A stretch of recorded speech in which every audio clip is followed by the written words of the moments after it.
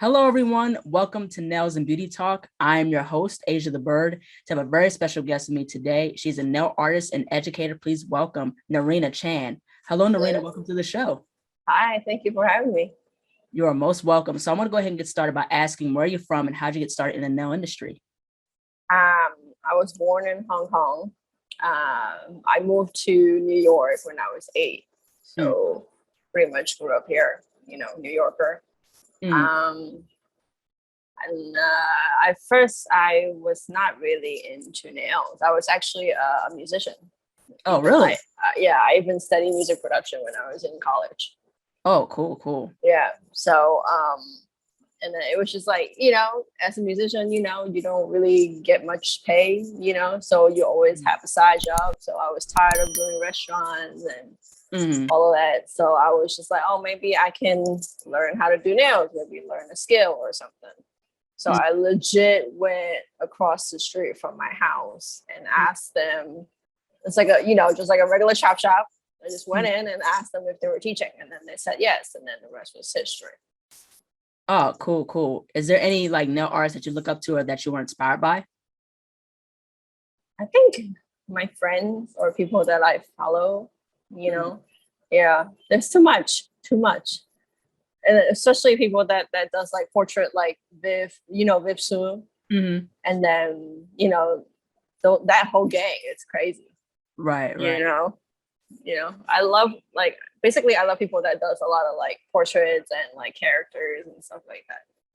Yeah, same. There's another nail artist. Her name is Maddox McCullough. She goes by Ball Pit Nails. Oh, yes. Yeah, really cool character. Same with like how you said Viv Shu. There's very cool with that. Yeah. So like it's really cool to see like people do like different like cartoon characters and put on a nail. Like but like they are like going above and beyond. And I'll be like, wow, Yeah. I'm like that's really, really cool. Now, what attracted you into like anime? Because I see like anime within your nail art and things like that. So what attracted you to anime? I've always liked anime since I was a kid. Since I was 5, 4, I've always liked anime. Because I would like watch it on TV when I was in Hong Kong. Even when I came here, WB11 was my thing. Right. The tsunami every day after school. That was our shit. And then after a little bit, it goes to like the BitTorrent when you download all the stuff, LimeWire. I don't know if you watch anime, but that was how it goes. We would download anime from online. Yeah. And it would take like half a day to download one episode. Compared to now where it's like just streaming, you can just play anywhere. Yeah, I don't watch a lot of anime like how I was like when I was a kid. Right. I remember like Pokemon came out, we watched Spirited Away. Yeah. There's another cartoon, I think it's called Kuroro Gunsu. It's like about this frog. Kiroro, right? Yeah, Kuroro Gunsu. Yeah. Something like that. Hopefully I got the name right. But there's like other, anime that's like very, very interesting. Of course, you got like Kirby, that's like an anime type of video game, but also a show, so it is pretty cool like how anime has gotten so big now. Especially after COVID. Because I guess people got nothing to do. Right. Yeah. So. Even I feel nail art has gotten really big after COVID as well. Yeah. Right. Especially I see a lot of Japanese nail artists. They do a lot of that anime, character on nails and stuff like that. So even like 3D. Yeah. It's insane. Yeah, the kawaii nails, like amazing. Now, I definitely want to get into in terms of you having your own nail studio. So what has been your whole experience having your own nail studio or having your own clientele? I started off, like I said, in a chop shop. I've done it in Queens, New York. I started, I worked in a couple of nail salons. And then I moved into the city, worked in like two salons in the city. Yeah. 2-3 salons in the city. And then I started booth rental. Because I used to do a lot of editorial work, fashion week, stuff like that. And I used to have an agent too. So, but after COVID, the agency closed down and I was just free.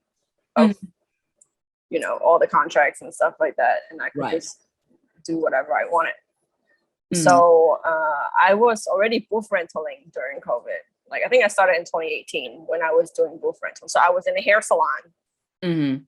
I just ran a booth, and then I had my own clientele. Like I still have clients that's been following me for like 7-8 years. Mhm. Yeah. So that was how it started. But like, was I scared? Yes, I was. Like, was I scared of not having clientele?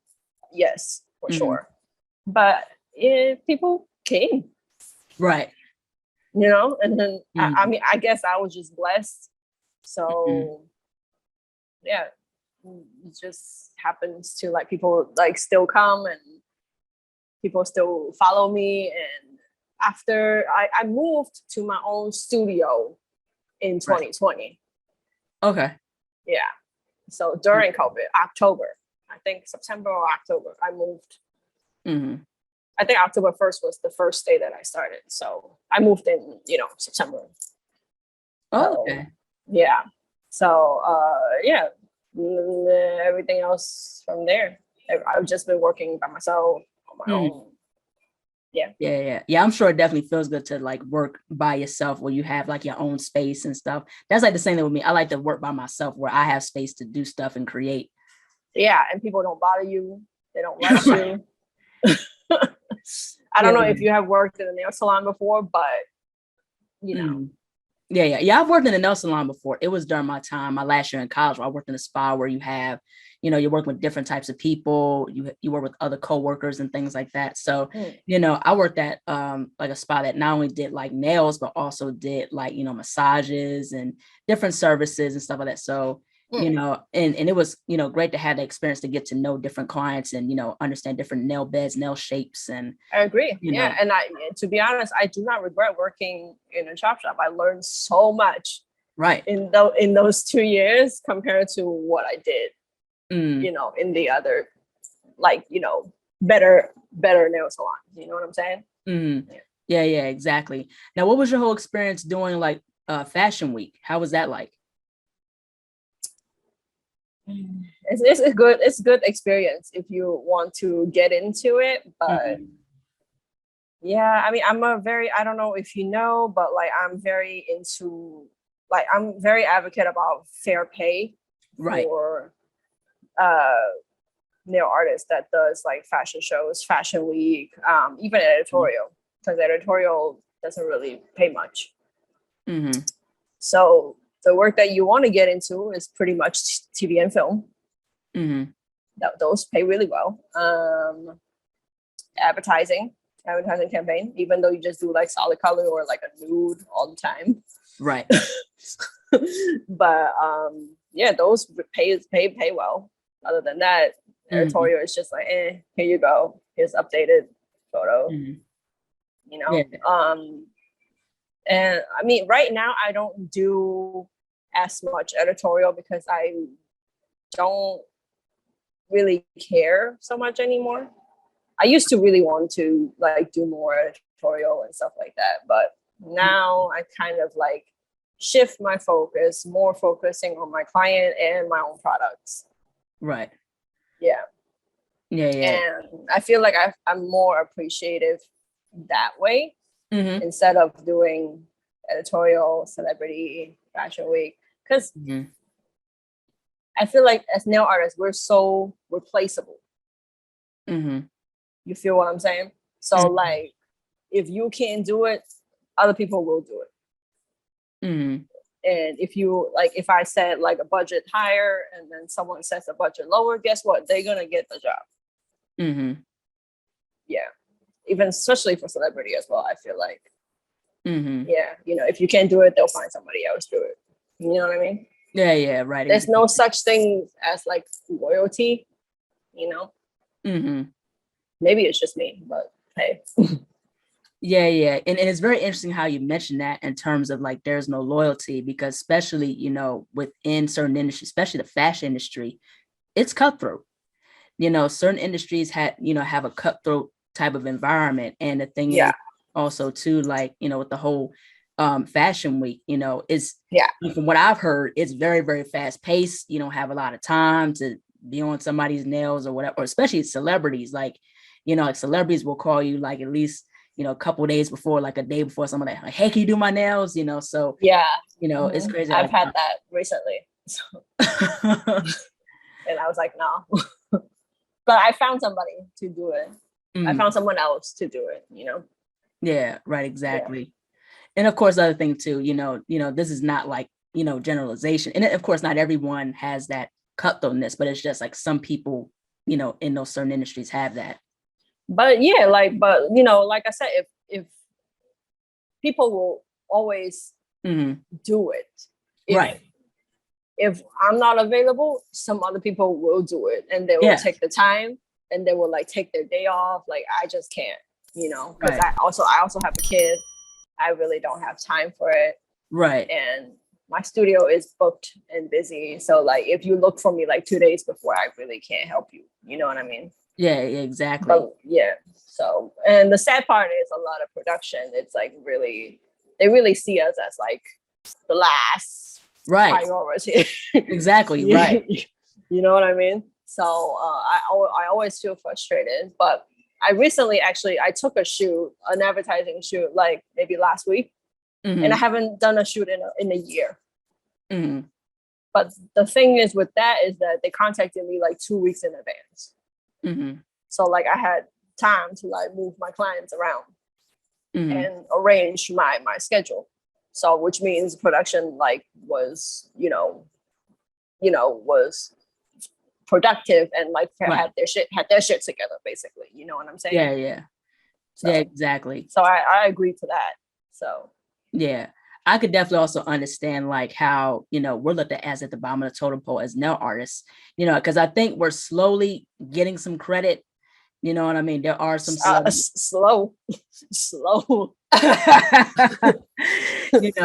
But of course, most definitely at the same time, there has to be a lot more of us as nail artists getting credited, by other people in the industry, in different industries, and yeah, I mean, to be honest with you, you know what I think? Other industry, for example, makeup and hair, they will tag nail artists, right? A lot of them. But for me, it's what I have problem with is like in the nail industry, within the nail industry, right? Yeah, itself, Yeah, and that's the thing. But I definitely want to also get into pricing, like, what is your whole take in terms of like pricing those services, especially, people that do press-ons? For me, I don't really do press-ons. I only do it sometimes.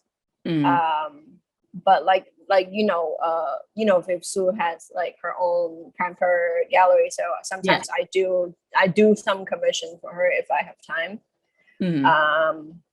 But if I don't, then I just they have a lot of people that work for her. Right. So as for my own, I only did press on during COVID. Right. And from here and there, I do some press on for like my close clients, and that's it. Because it takes me forever. It takes me forever to do a press on. Because I'm so particular. So as compared to like a real hand, when you do it on a client's hand instead of press on, it doesn't have to be super perfect. Right. If you get what I'm saying. But when I do it on a press on, it has to be perfect. So, right. So for me, it takes me way longer to do press on than on client. So yeah, I do. I don't, but like I feel like charging a press on depends what the client get. If it's much more simple, I think everybody should start with a base price. For example, like if a solid color, then it could be like $60, $70, whatever you choose your base price be, and then you add whatever art on top of that, and then that's it. That's how I always do my stuff, even for my studio as well. Yeah, so you will always have a base price, and then whatever extra that you do on top, you charge extra.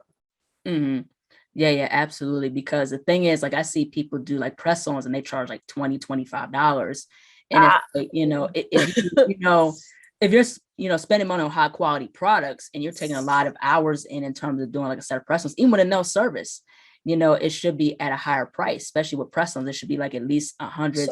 So I used to be an in-house nail tech for kids products. So kids that does kids product that does the press-on nails and stuff like that. Right. If they want to spend $20, might as well just go to Drain Reed or like Walgreens, just get a pack of kids nail, because they have really nice stuff. Yeah. And they I worked there for like 5 years, so I know how they work. But they really try to like be on trend with a lot of what's coming out now. So it's really interesting to see how press-on has evolved into such a big thing. Right. Yeah. So I quit after my daughter started going to school because I just couldn't jumble like to like my studio and working at like the headquarters of Kids Products, So yeah, I mean, it was a nice experience, like to see how press-on comes together and where they start getting the ideas from. Yeah, it was nice. Yeah, for me. Yeah, right, exactly. Now, how have you been able to, are you still trying to find that balance still between like, family and being a nail artist? Like, like how's that whole thing been like? I mean, family, I only work 4 days a week. Okay. So right now my daughter is 5, which you said right there.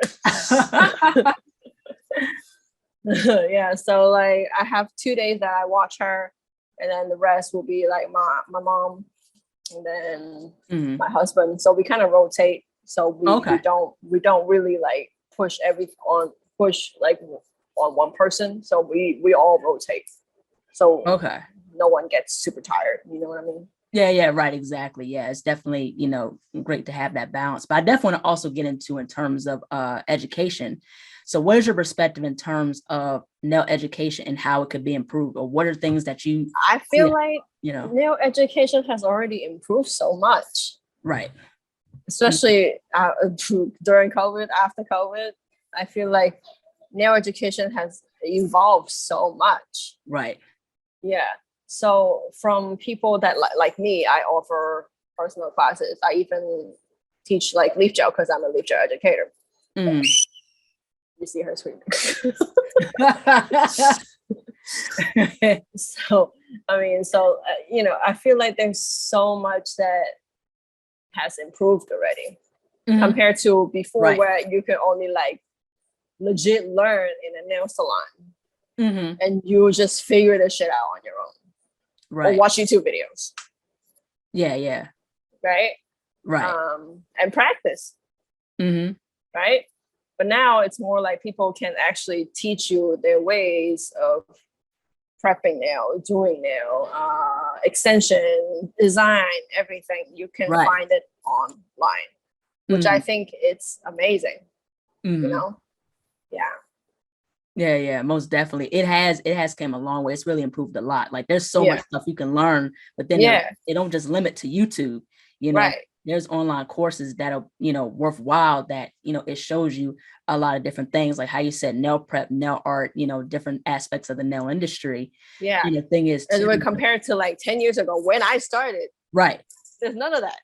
And guess what? For me, it's always trial and error, but it's always practicing on people and your own experience, how to do this, how to do that, that became what I am today, Yeah. But like I feel like the people that get into the nail industry now has much more of an advantage than when we started. Exactly. Like 10 years ago. You know what I mean? Yeah, exactly. Like, for me, I got licensed. I'm a licensed cosmetologist, ever since 2015. So my whole focus is nails. And the thing is, I took cosmetology courses in my high school because they offered it in my high school. And the thing is that with the whole state board, of course, with my state, you acquire, 1,500 hours. I'm in Maryland. So, and the thing is, they'll teach you the basics, but the whole thing is they're not up to date with what's going on now, especially with a lot of the nail courses, nail education that's happening, within the nail industry. And I think that, the beauty industry, especially with cosmetology school or nail school, I think should be up to date with. Right. I agree. Yeah, yeah. But so like, I mean, now there's so much more stuff Yeah, that you yeah. can learn, which I think it's interesting, you know? Mm-hmm. Yeah, yeah. I find that to be very, very like interesting. Now I want to definitely get into the nail courses that you offer. So what are like the nail courses that you offer? Is it nail prep, nail courses? Like, you know.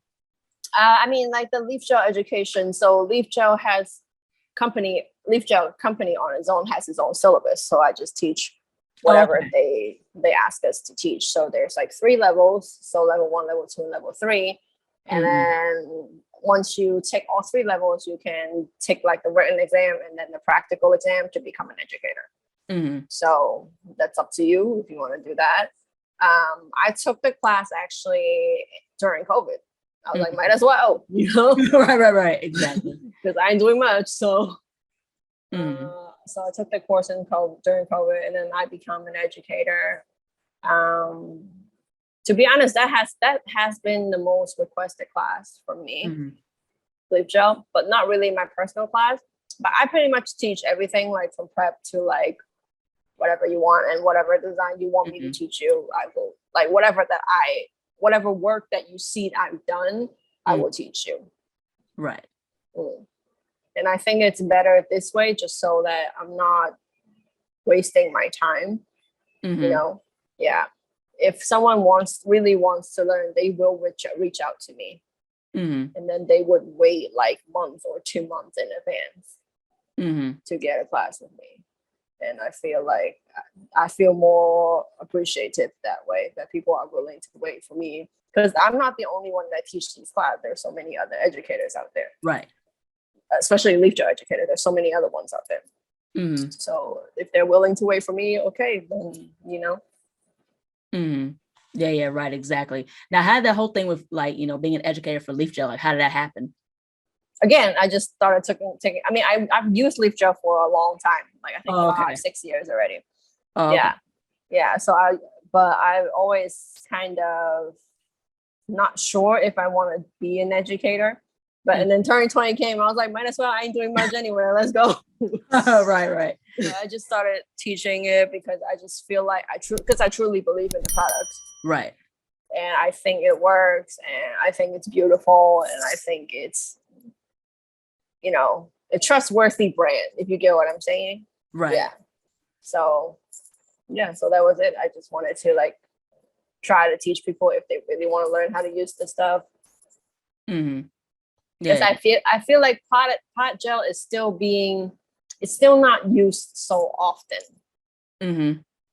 I don't know if you use any potted gels for yourself, but I still feel like potted gel is not really used often, and people would prefer using bottle gels now more than potted gels. Even people I've followed that have used potted gels before, they now starting to switch back to using bottle gels.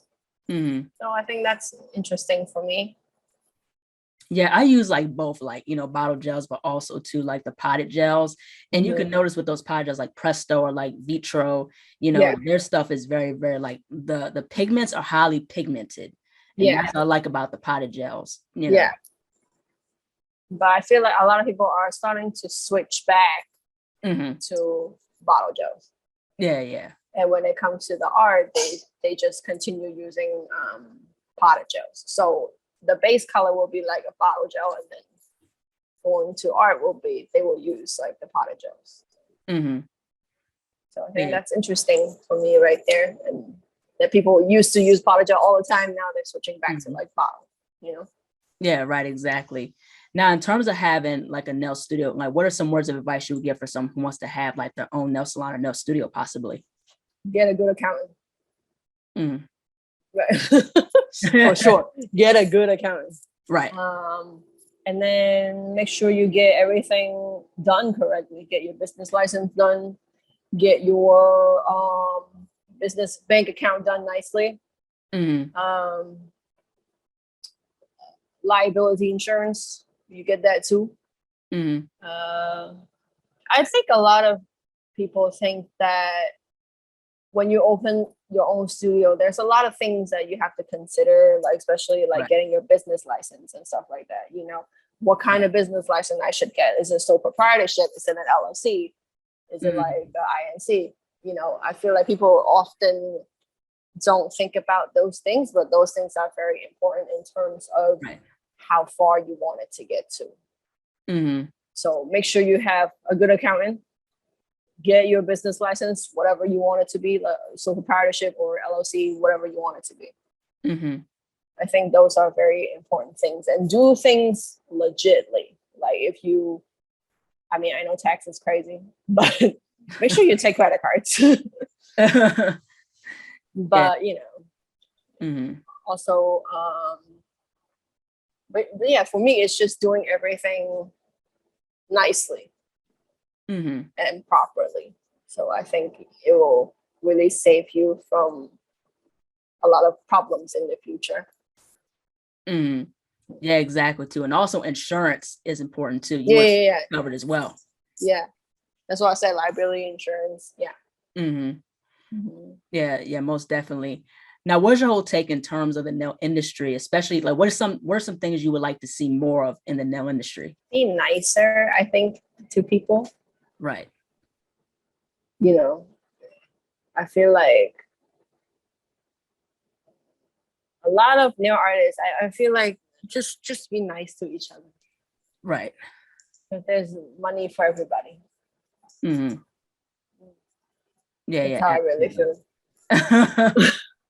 Yeah. You know, because I feel like there's a lot of, I mean, competition for sure, right? Yeah, exactly. But I just feel like people need to be nicer to each other. And I understand with all of the things, like, for example, if people ask me, where do I buy this stuff? Or like, where can I get these things? I will answer them. Right. You know, like I understand some people charge for it, and I get it. But I just feel like it shouldn't be something that people should hold so much to. Right. You know? I just feel like it just help each other. Yeah. You get what I'm saying? Yeah. That's how I feel. I feel that should be more, but I understand people also took time and money to figure out a lot of these things. But for me, because I've been doing it for 10 years now, I just feel like it's not really that big of a deal. Yeah, if they can, for example, you know how a lot of people inspired by each other's work and stuff like that. And yes, like obviously you would credit them, but for me, it's okay even if you don't credit me, I don't feel offended, because I just feel like if you can copy my work, go ahead. You know, and props to you.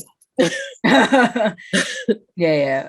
You know, but also too, like, you know, not only for the community to be nicer, but also I'm liking how within, not only within the nail industry, but especially in our generation, like mental health is more highlighted on, you know, and we're embracing like it's okay to get help, it's okay to seek therapy and stuff like that. So that's another thing that I like about that too. Yeah, I think so. Yeah. I just feel like people need to help each other more. Yeah. Instead of always keeping secret. Like I don't know but like back in the day, if we asked them to teach us something, they would always hold back. Right.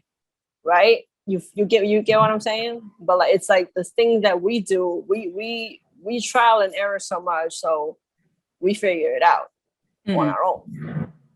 You know what I mean? So I just feel like, yes, in some way you could held out on some stuff, like a little tips and tricks will be fine, but like I don't know, I just feel like if people are asking you for help, then I just feel like you should just help them. Yeah, I can most definitely agree with that. You know, it's okay to help other people, you know, get them a leg up, help them and see them win. You know, that's the thing that's very, very important too. But also like the products too have came such a long way. Like there's such an array of not only nail, but nail products, like, you know, 3D gel, all these type of gels. It's you know, crazy. The foam powders. Yeah, it's crazy. So much stuff has came out, right, over the past 10 years. So much new stuff have came out. What do I use? What do I try? What do I buy? Like, I feel like those are important questions for like new beginners, right? Yeah, exactly. Like when you especially someone that's just started, like they don't really got much money. All right, what do I start with? Like, what do I invest in? You know? Right. Yeah, yeah, exactly. You know, like going to a nail supply store, you'd be a kid in a candy store. There's so much stuff. You know, yeah. People ask me, well, what should I buy you from Japan? And I'm like, I don't know. I want everything. right. You know, unless you send me pictures of what you got, then I can pick, right? Yeah. But if you're just gonna ask me that question, I'm just gonna be like, I don't know, give me everything. Yeah, exactly. But I definitely want to also get into the economy. So what is your whole take in terms of the economy and how it's impacting the nail industry? I mean, inflation is real. Look at the gas prices. Right. I feel like yes, I feel like a lot of nail artists charge a lot, and I'm not saying you shouldn't charge your worth, right? But I also feel like, do you want to always get, for example, if you charge $160 for like a very simple nail set, and all every 2-3 weeks, or do you want to keep that to a lower price range, for example, 120, and that client will always come back to you? Right. Which one do you want to pick? And you like, if you charge a lot, like 160 to 200 each time, is everybody gonna come back and pay that price every 2-3 weeks for that? Or you want to lower your rate to like 120 to 130, people will come back every 2 to 3 weeks, no problem. Do you want that stability, or do you want that big jump? You get what I'm saying? Right. Yeah. So for me, I feel like I charge very fairly. I'm at that 120, 130 range. Sometimes more, but guess what? People will always come back. Right. So it's up to you. Like, for me, I don't really charge that much compared to like what my competitors are charging. Right. But I just feel, but I also have a free range of what I want to do. You know, sometimes, like for example, someone said, "Oh, I want Star Wars." That's it, and then I just go ahead and do what I want with it. Like for example, they say they want Star Wars, and I'll be like, "All right, do you want Stormtrooper? Do you want Darth Vader? Like, what do you want?" And they'll tell me, "Oh yeah, I want Stormtrooper, Darth Vader, and like a baby Yoda."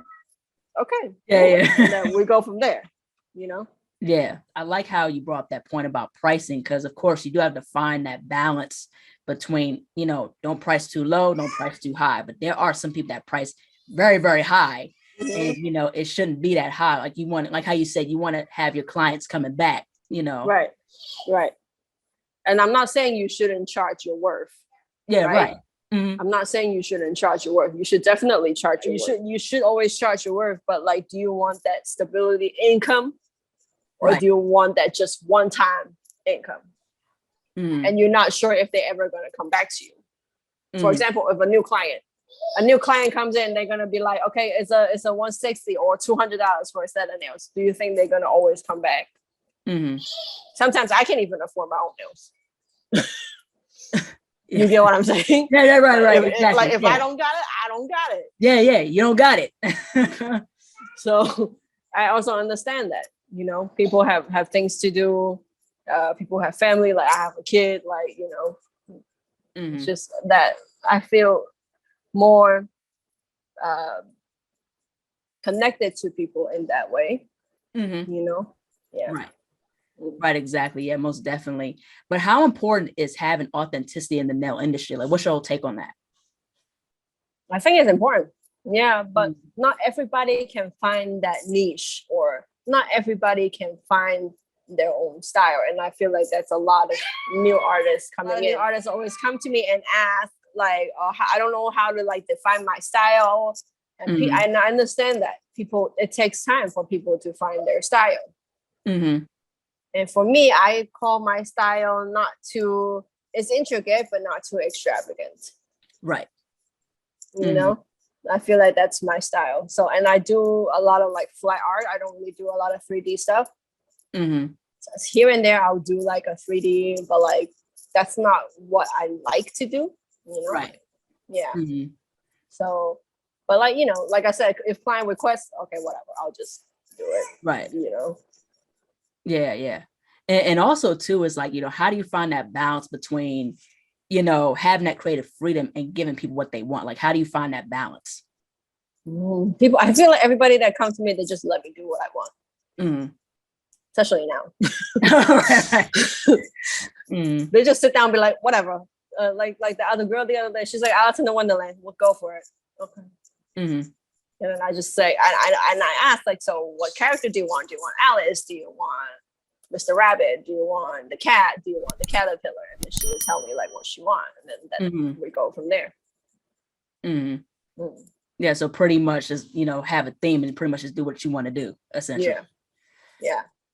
Yeah, that's the thing. And I think it's pretty cool to more so to have like creative freedom, and I think as long as people are engaged with you and have that respect for your style, I think that's a huge thing too. Because of course, I can understand it's like give people what they want, but also too is you still want to maintain being yourself, but also having your own style. Yeah. Mm-hmm. I think that's important for me because I've been doing this for so long. Mm-hmm. I'm tired of doing ombre swirl. On trend stuff. I mean, great, we can do all of that, but like, give me something, Yeah, right. And exactly. not every client give me this freedom. Yeah, right. Mm-hmm. So I appreciate those that do give me the freedom. Yeah.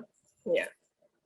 Yeah, exactly. Most definitely. Last but not least, where could people find you on social media and how can people support you and your work? You can find me on my Instagram. It's Narina Nails, NARINAILS. Yeah, so Narina Nails. So you can find me on there. And if you want to buy like nail art brushes, I got you. I have like skin palette as well for like anime like faces and stuff like that. Cool. Because I started those because I couldn't find like a good skin color. Skin color range, you know what I mean? So I started doing those because I really wanted it for myself. Also nail art brushes as well, because I really wanted to do like a set of brushes that caters to what I want. So that's how I started, and then I was like, might as well sell it. Right. Yeah, exactly. Yeah, well, thank you so much, Narina, for jumping onto the show. This is absolutely great. I love how you're spreading knowledge and awareness. It's really very much needed for the nail industry. So I like how you're very transparent and you just keep it real. So I have fun. Thank you. No, thank you so much. Sorry for my daughter keep interrupting. I know you're gonna have to like edit and cut out a lot of yeah, it's all good. I'll definitely edit out and stuff like that. But this was cool. Thank you so much. No, I would hope to see you sometimes. If you visit New York, let me know. Yeah, we'll do. Yeah, take care. Bye-bye. Bye-bye. Hello, everyone. Thank you so much for watching. Please like, comment, share, and subscribe to the channel. Be sure to click the bell for notifications. Also, follow me on my social media platforms and visit my website, ASIATHABIRD.com, and be on the lookout for more interviews to come very soon. Take care and stay beautiful.